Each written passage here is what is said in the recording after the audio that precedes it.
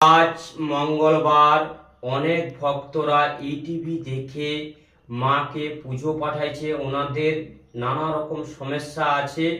ভক্তদের উদ্দেশ্যে বলছি, যারা সমস্যা আছে মাকে পুজো পাঠাতে পারেন।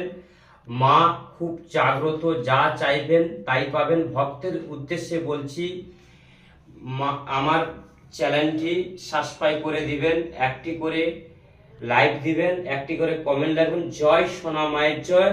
তোমাদের মনস্কামনা পূর্ণ হবে। করে তো দেখুন। জয় সোনা মায়ের জয়।